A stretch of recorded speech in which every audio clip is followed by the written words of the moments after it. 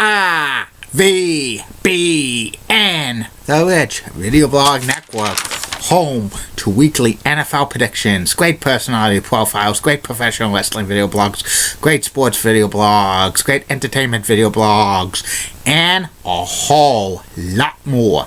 Collection of my work goes back to June of 2014 on various social media websites. RVBN, the only video blog on the internet that matters. Time now is 8:21 in the evening in Belleville, Massachusetts, on Wednesday, March 23rd, 2014. Cold out and windy. The wind was very, very strong today. Even though it was about 36, 37 degrees, it felt more like the teens and low 20s. So bundle up. Winter's not over by a long shot. Some chances of snow Friday, and next week looks to be unsettled. Keep you posted. Some news to report on the RVBN Newswire. It's official. Comcast Sports Net in the Bay Area and Comcast Sports Net in California are going to be rebranded NBC Sports Bay Area and NBC Sports California on April 2nd.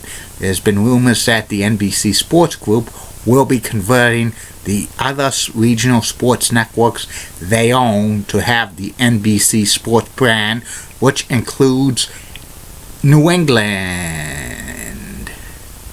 And sad news to report in the world of baseball. Former Major League Baseball pitcher and manager and general manager Dallas Green passed away at the age of 82.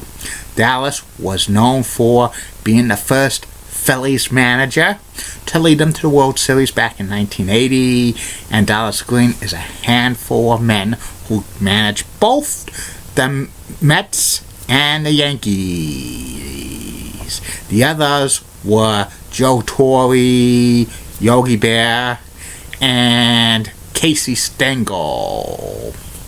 And that's about it on that. I'll be back in a few seconds with my second and final video blog subject of the day, the WWE House Show card from the world's most famous arena, Madison Square Garden, on May 18th, 1987. But first, hear this. Pump it up, pump it up, pump it up, pump it up, pump it up, pump it up. Get your exercise in. Walk, run, jump rope, skip rope, lift weights, do push-ups, pull-ups, do aerobics, do jumping jacks, do anything to get your heart pumping. Half hour each day, and you'll be on to perfect heart health. RVBN. Tomorrow on the RVBN video blogs, first video blog will be my last personality profile of the month, which will be about Baseball Hall of Fame second baseman Bobby Doerr. Second video blog of the day will be about the former minor league baseball team, the main guides. And the third and final video blog of the night will be about the MSG House Show card from Madison Square Garden on June 14th, 1987. I'm back. My third and final video blog subject of the night my second and final video blog subject of the night is about the WWE House Show card reveal from the world's most famous arena, Madison Square Garden, on May 18th, 1987. The main event was Hulk Hogan defending his WWE title against Harley Race, plus other exciting matches. This card was on the MSG network, called by Gorilla Monsoon, Bobby the Brain Heenan, and his lordship Alfred Hayes, and was televised. Also, some of the matches were on Primetime Wrestling. And here's what happened on this card. The first match was Terry Gibbs facing off against Sam Houston, who was making his Madison Square Garden debut. Sam Houston is the half-brother of Jake the Snake Roberts and former WWE Women's Champion Rockin' Robin, but the WWE never acknowledged that on television. And it was about a 5-minute match. Sam Houston won when he gave the Bulldog to Terry Gibbs. The next match was Don Morocco, the Magnificent Morocco, and Cowboy Bob Orton, the Ace, who still had his cast, facing off against the Young Stallions, Paul Roma and Jim Powers. This was a decent tag team match. Ending had Morocco accidentally switch off his to put Paul Roma on top of his tag team partner Bob Orton in a small package for the 1, 2, 3. Afterwards, Orton and Morocco attacked the Young Stallions, and they were building up for Morocco and Orton to break up. They went with their manager, Mr. Fuji. The next match was Coco Beware. Do the bird, do the bird, the bird, bird. Do the bird, do the bird, bird, bird. Facing off against Dangerous Danny Davis with the Mouth of the South, Jimmy Hart, in his corner. And this was a 13-minute match, a lot of stalling. The ending had Danny Davis get a foreign object by Jimmy Hart behind the referee's back and blast Coco Beware with it. And Danny Davis wins 1, 2, 3. The next match was Leapin' Lanny Poffo beating Dave Bobby with a moonsault. It was about a 10-minute match. Lanny Poffo wins another match at Madison Square Garden. Very surprised he never got a decent push on television. He was basically a television jobber, but he's won matches here and there at Madison Square Garden and in Boston. The next match was for the WWE Championship. It was King Harley Race with Bobby the Brain Heenan in his corner, facing off against Hulk Hogan, the WWE Champion. This was, a 9-minute match. King Harley Race opened up Hulk Hogan, and he was bleeding, like his face was becoming a crimson mask, as Gordon Soley would have said. Ending had Hulk Hogan deliver the leg drop to Harley Race. No, the ending had Hulk Hogan beating Harley Race with like a roll-up after Harley Race tried to do his famous diving headbutts. And when Hulk Hogan was posing, Harley Race attacked the champion and was being booed out of the crowd. Harley Race was with Bobby the Brain Heenan. After the match, Hulk Hogan wanted a rematch with Harley Race in a Texas Death Match for the next month's card, and he says if he didn't beat Harley Race, he would retire from wrestling.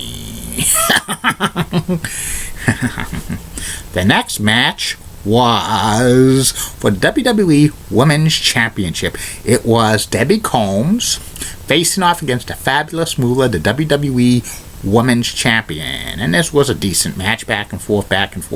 Ending had both ladies outside the ring.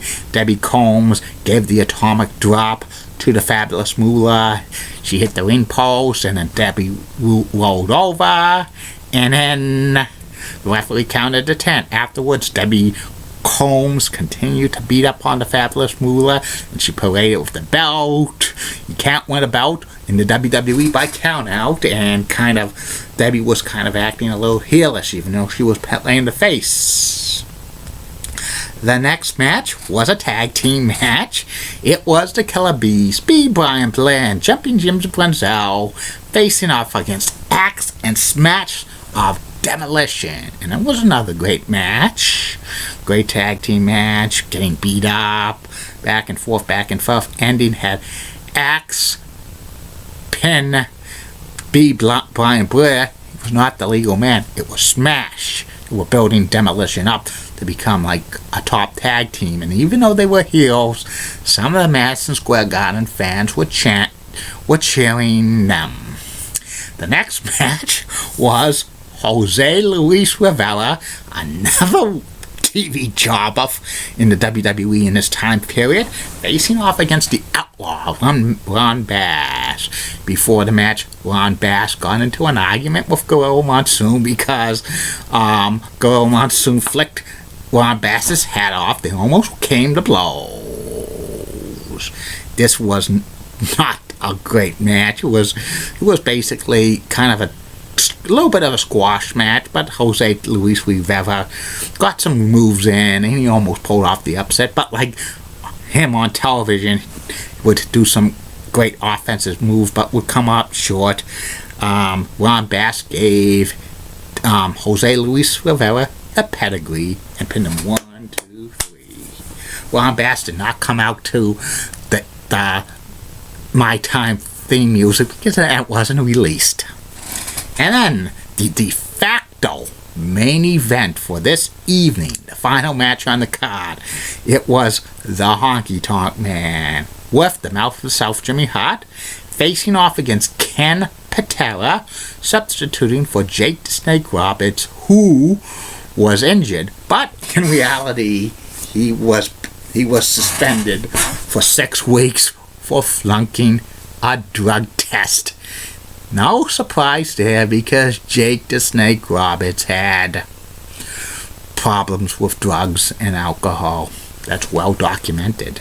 This was the first time Ken Patera wrestled at Madison Square Garden since he got released from jail in early 1987. The last time Ken Patera wrestled in Madison Square Garden was 1985. And this was only a stalling match. Ken Patera looked very, very awful because he had a lot of ring rust. I couldn't buy Ken Patera as a face. Some people would call him creamy legs because his legs were so creamy at this time period, and like having like his natural hair color brown, it kind of looked like he was so middle-aged. He was like 46 years old, but he looked closer to he was 60. Looked close. He was closer to 60. I kind of like Ken Patera better as a heel with that bleached blonde hair. Ken Patera had the Honky Tonk Man in the bear hug, but Jimmy Hart attacks Ken Patera right in front of the referee. Automatic disqualification. Ken Patera wins this match, and then he tries to put the bear hug on Jimmy Hart. And this Madison Square Garden house show card was, I think, C+. Polly Race gave Hulk Hogan some of his best matches in 1987. The King gimmick in the WWE for Harley Race was kind of like very, very not good for him. But he gave Hogan some good matches, so that's one thing to do. And I'll be back tomorrow. Facebook, YouTube, Twitter, and Google+. 3 more video boards. You know what they are? Won't have to repeat them. Keep calm, everybody. I'm a Julie Button guy. Mentioned on Julie Button's Facebook chats again tonight on News 6, 7 p.m. I told her Bellica was windy, and she smiled at me. Julie is the woman. Ooh! To be the woman, you gotta beat the woman. Molly Rosenblunt of WCCOX has nice legs. Elizabeth Hart, so stunning, she's best. Amy Sweezy's awesome Amy. Lynn Church of WPIX channel, I'm New York, such a rocking cougars. Best leg in New York City by none. Bob gives up ABC 11, has a sweet southern accent. Best legs in Raleigh, North Carolina. Kelly Nash of the MLB Network and the NHL Network is a cute leggy brunette. And Heidi Watney of MLB Network has the best legs in the MLB Network. She's cute. Bye.